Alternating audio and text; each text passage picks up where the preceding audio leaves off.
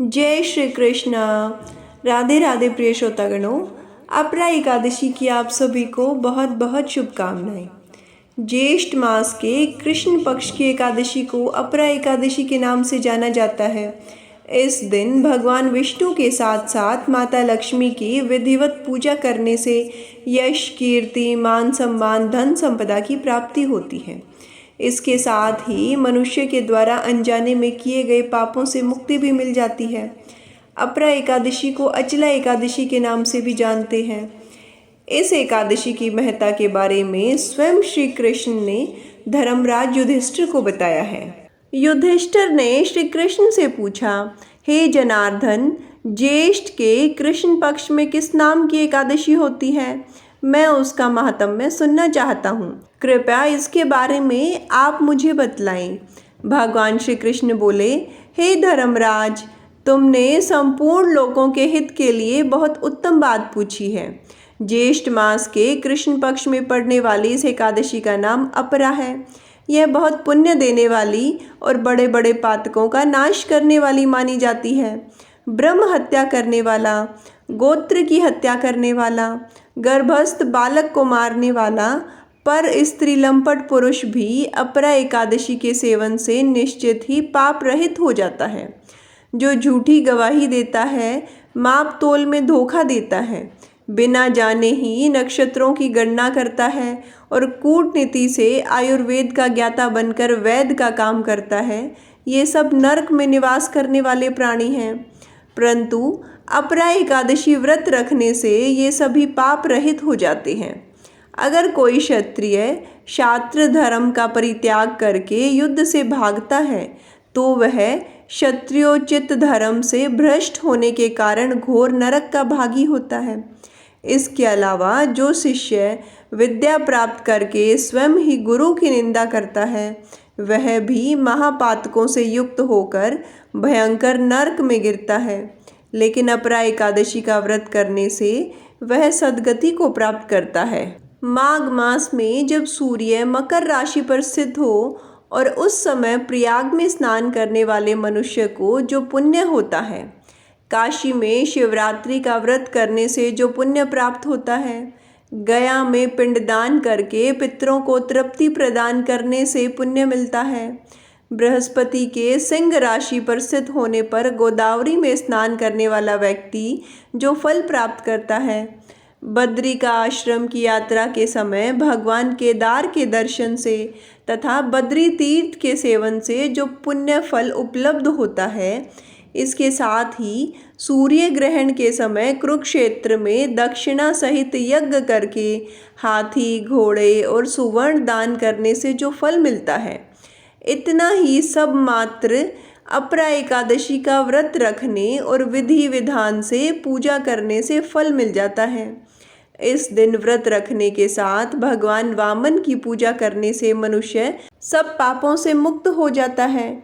इसके साथ ही श्री विष्णु लोक की प्राप्ति के साथ इस व्रत कथा का पाठ करने तथा फिर सुनने से सहस्त्र गोदान का फल मिलता है। युधिष्ठिर ने कहा, हे जनार्दन, अपरा का सारा महात्म्य मैंने सुन लिया, अब आप कथा भी सुना दीजिए। श्री कृष्ण कहते हैं, हे राजन, प्राचीन काल में महीध्वज नामक एक धर्मात्मा राजा था, लेकिन उसका छोटा भाई वज्रध्वज बड़ा ही क्रूर, अधर्मी तथा अन्यायी था। वह अपने बड़े भाई से द्वेष रखता था। इस द्वेष भाव में एक दिन रात्रि के समय छोटे भाई ने अपने बड़े भाई की हत्या कर दी और उसकी देह को एक जंगली पीपल के नीचे गाड़ दिया। इस अकाल मृत्यु से राजा प्रेत आत्मा के रूप में उसी पीपल पर रहने लगा और अनेक उत्पात करने लगा। एक दिन अचानक धौम्य नामक ऋषि उधर से गुजरे। उन्होंने प्रेत को देखा और तपोबल से उसके अतीत को जान लिया। अपने तपोबल से प्रेत उत्पात का कारण समझा।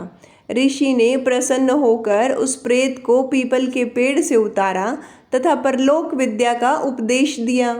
दयालु ऋषि ने राजा की प्रेत योनि से मुक्ति के लिए स्वयं ही अपरा एकादशी का व्रत किया और इसे अगति से छुड़ाने को उसका पुण्य प्रेत को अर्पित कर दिया।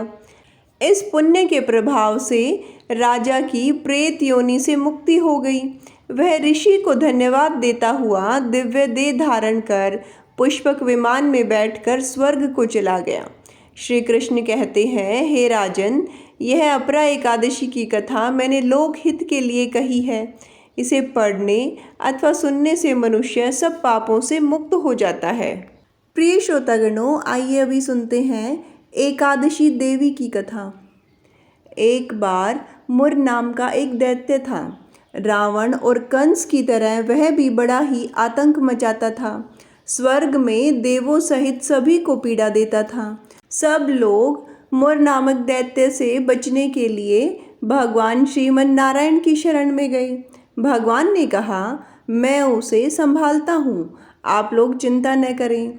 भगवान मुर के साथ युद्ध करने लगे, लेकिन अपनी सारी शारीरिक शक्ति लगाकर भी भगवान कुछ न कर सके। भगवान को युद्ध के मैदान से पलायन करना पड़ा और वे हिमालय की एक गुफा में छिप गए। मुर भी उनका पीछा करते करते वहां पहुंच गया। भगवान ने ध्यान करना शुरू किया और उनके मन से एक शक्ति उत्पन्न हुई, उनकी मानसिक शक्ति। इस शक्ति ने बाहर आकर मुर को अपनी तलवार से मार डाला। हम जानते हैं कि शरीर में 10 इंद्रियां हैं, 5 ज्ञानेंद्रियां और 5 कामेंद्रियां। 11वीं इंद्रिय है मन। संस्कृत में एकादशी का अर्थ है 11, क्योंकि यह देवी उनके मन भगवान की 11वीं इंद्री से निकली थी, इसलिए भगवान ने उन्हें एकादशी के नाम से पुकारा। एकादशी माता की उत्पत्ति का दिन उनके नाम से ही जाना जाने लगा। माता एकादशी के अंतिम चरण के दौरान उत्पन्न हुई थी, इसलिए उन्हें जयंती कहते हैं। और उन्होंने द्वादशी के पहले चरण के दौरान दैत्य को मार डाला था, तो उसे समरंती कहते हैं। भगवान ने घोषणा की कि एकादशी के दौरान देवी के इस महान कार्य के कारण पूरे जगत में कोई भी पाप नहीं रहेगा। लेकिन पाप तो पहले से ही है। जब उसने यह सुना, पाप पुरुष आश्रय की तलाश में इधर उधर भागने लगा। एकादशी के दौरान वह कहाँ रहेगा? वह जहाँ भी गया, सभी ने उसे आश्रय देने से इनकार कर दिया। अंत में अन्न एकादशी के दौरान उसे आश्रय देने के लिए सहमत हुआ। यानी कानी च पापानि ब्रह्म हत्यादिकानि च अन्नमाश्रित शर्वाणि तिष्ठन्ति हरिवासरे। अर्थात एकादशी के दौरान सभी पाप भोजन में आश्रय लेते हैं। जो कोई एकादशी के दौरान भोजन करता है, पाप उस व्यक्ति में प्रवेश करेगा और रोग, समस्या, हानि, परेशानी इत्यादि बन जाएगा। एकादशी देवी को विष्णु कन्या भी कहा जाता है, क्योंकि वह भगवान की मानस पुत्री है। उनकी मूर्ति पुरी जगन्नाथ मंदिर और द्वारका धाम में है। एक बार देवर्षि नारद वैकुंठ धाम गए। वहां उन्होंने भगवान विष्णु को नमन किया। नारद जी ने श्री हरि से कहा, प्रभु, पृथ्वी पर अब आपका प्रभाव कम हो रहा है। धर्म की राह पर चलने वालों को कोई अच्छा फल नहीं मिल रहा। जो पाप कर रहे हैं उनका भला हो रहा है।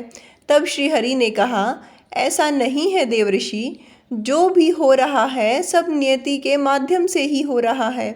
नारद बोले, मैं तो देखकर आ रहा हूँ, पापियों को अच्छा फल मिल रहा है। भला करने वाले, धर्म के रास्ते पर चलने वाले लोगों को बुरा फल मिल रहा है। भगवान ने कहा, कोई ऐसी घटना बताओ। नारद ने कहा, अभी एक जंगल से आ रहा हूँ। वहाँ एक गाय दलदल में फंसी हुई थी। कोई उसे बचाने वाला नहीं था। तभी एक चोर उधर से गुजरा। गाय को फंसा देखकर वह रुका भी नहीं, उल्टा उस पर पैर रखकर दलदल लांघ कर निकल गया। आगे जाकर चोर को सोने की मोहरों से भरी एक थैली मिली। थोड़ी देर बाद वहां से एक वृद्ध साधु गुजरा। उसने उस गाय को बचाने की पूरी कोशिश की, पूरे शरीर का जोर लगाकर उस गाय को बचा लिया। लेकिन मैंने देखा कि गाय को दलदल से निकालने के बाद वह साधु आगे गया तो एक गड्ढे में गिर गया। प्रभु, बतलाइए यह कौन सा न्याय है? नारद की बात सुनने के बाद प्रभु बोले, यह सही ही हुआ। जो चोर गाय पर पैर रखकर भाग गया था उसकी किस्मत में तो एक खजाना था, लेकिन उसके इस पाप के कारण उसे केवल कुछ मोहरें ही मिली। वहीं उस साधु को गड्ढे में इसलिए गिरना पड़ा क्योंकि उसके भाग्य में मृत्यु लिखी थी, लेकिन गाय को बचाने के कारण उसके पुण्य बढ़ गए और उसकी मृत्यु एक छोटी सी चोट में बदल गई। इंसान के कर्म से उसका भाग्य तय होता है। जीवन में सद्कर्म करते रहिए, किसी का अहित न कीजिए। मनुष्य जैसे कर्म करेगा उसको वैसा ही फल प्राप्त होगा। एक बार गालव मुनि का भद्रशील नामक एक पुत्र था। भद्रशील ने छोटी उम्र से ही एकादशी व्रत का पालन करना शुरू कर दिया। मुनि ने उन्हें ऐसा करने के लिए कभी नहीं कहा था। एक बार मुनि ने भद्रशील से पूछा कि उन्हें इस व्रत को करने को किसने कहा। भद्रशील ने कहा कि मैं कई जन्मों से एकादशी का व्रत करता आ रहा हूँ। आमतौर पर किसी को भी पिछला जन्म याद नहीं रहता। जब तक माँ के गर्भ में होंगे तब तक उसको पिछले जन्म की बातें याद रहेंगी, लेकिन जन्म से ठीक पहले यह स्मृति मिट जाती है। लेकिन भद्रशील को अपने पिछले जन्म की याद उस समय भी थी। यह एकादशी व्रत की शक्ति थी जिसका वे पालन करते थे। वे एक पूर्व जन्म में धर्मकीर्ति नामक राजा थे। धर्मकीर्ति बहुत क्रूर था, उसे कोई पसंद नहीं करता था।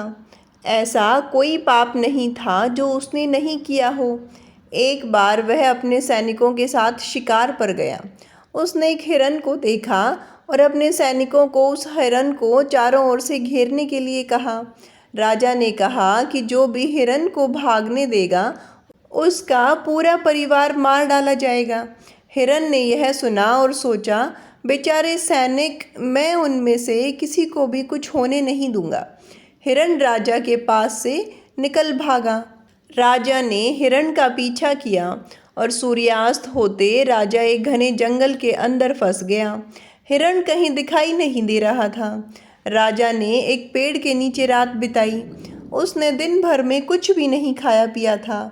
उसे चारों ओर से खतरनाक जानवरों के गुर्राने की आवाज़ सुनाई देने लगी। अब राजा सो भी न सका।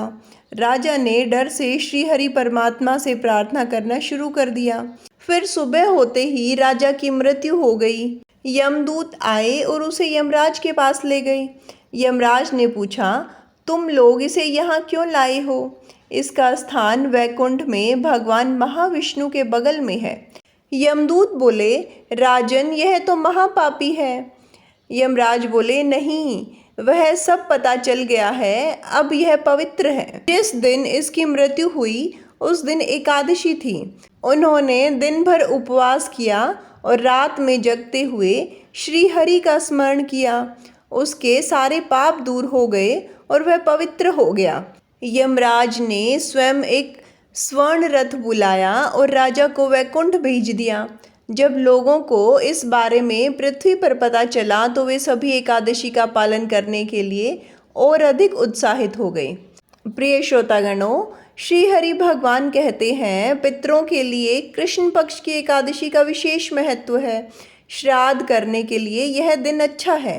यदि किसी कारणवश आप मृत्यु की तिथि पर श्राद्ध नहीं कर पाते हैं तो अगली कृष्ण पक्ष एकादशी को कर सकते हैं, क्योंकि पितृलोक में एक दिन की अवधि 15 मानव दिन और रात की अवधि 15 मानव दिन की होती है। उनके लिए एक दिन पृथ्वी पर कृष्ण पक्ष के 15 दिनों का है। जब तक एकादशी होती है तब तक उनके लिए दिन का 2/3 भाग समाप्त हो जाता है। दोपहर 2 बजे के करीब जो उनके खाने का समय होता है, पृथ्वी पर कृष्ण पक्ष की एकादशी वह समय है जब पितृलोक में पितरों का भोजन होता है। उन्हें भोजन और पानी देने का यह उत्तम समय है। इसलिए पितरों की तृप्ति के लिए भी कृष्ण पक्ष की एकादशी का विशेष महत्व है।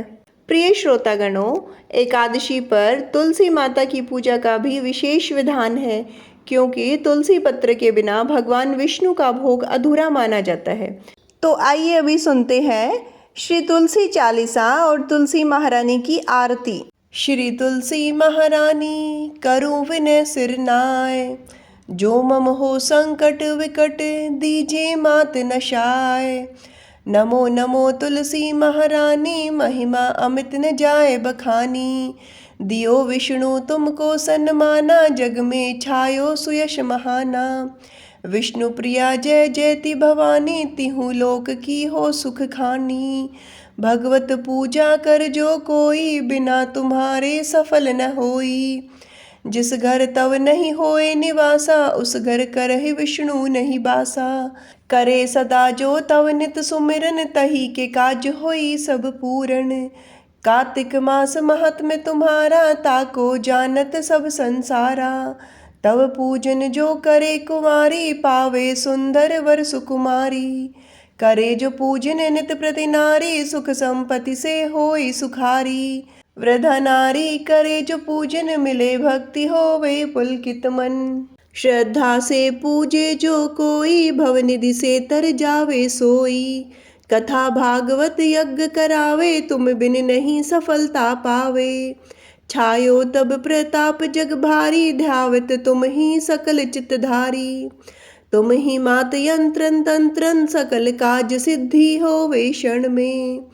औषधि रूप आप हो माता सब जग में तव यश विख्याता।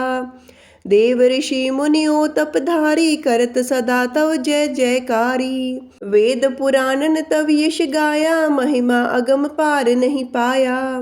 नमो नमो जय जय सुख करणी नमो नमो जय दुख निवारणी।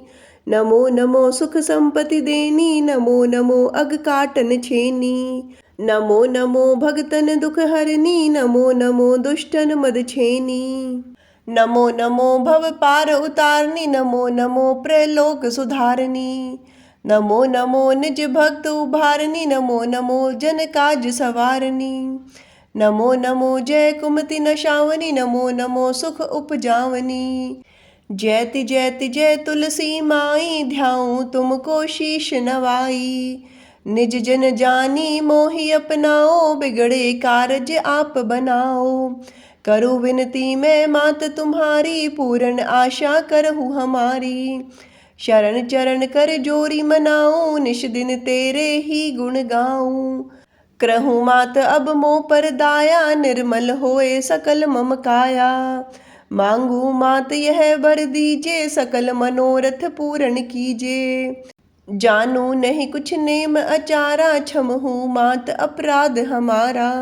12 मास करे जो पूजा तासम जग में और न दूजा। प्रथम ही गंगा जल मंगवावे फिर सुंदर स्नान करावे। चंदन अक्षत पुष्प चढ़ावे धूप दीप नैवेद्य लगावे। करे आचमन गंगा जल से ध्यान करे हृदय निर्मल से। पाठ करे फिर 40 की स्तुति करे मात तुलसा की। यह विधि पूजा करे हमेशा ताके तन नहीं रहे कलेशा। करे मास कार्तिक का साधन सेवे नित पवित्र सिद्ध हुई जाही। है यह कथा महासुखदाई पढ़े सुने सो भव तर जाई।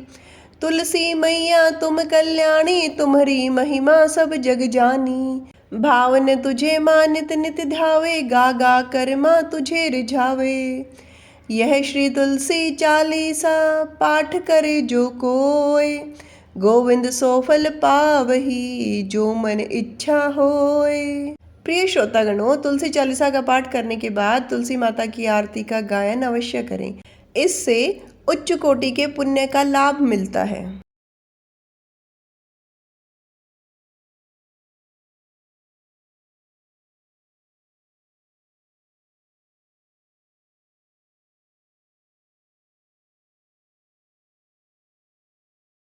तुलसी महारानी नमो नमो हरि की पटरानी नमो नमो।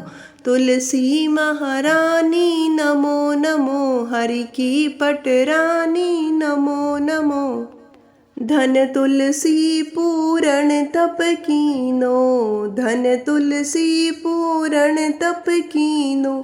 शालिग्राम की बनी पटरानी नमो नमो। तुलसी महारानी नमो नमो हरि की पटरानी नमो नमो। जाके पत्र मंजरी कोमल, जाके पत्र मंजरी कोमल, श्रीपति कमल चरण लपटानी। नमो नमो हरि की पटरानी, नमो नमो तुलसा महारानी, नमो नमो।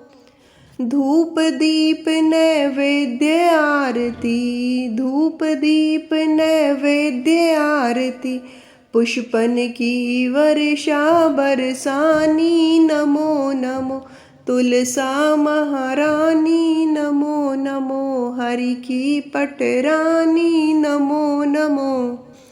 56 भोग 3600 व्यंजन, 56 भोग 3600 व्यंजन, बिन तुलसी हरि एक न मानी। नमो नमो तुलसी महारानी, नमो नमो हरि की पटरानी, नमो नमो तुलसी महारानी, नमो नमो।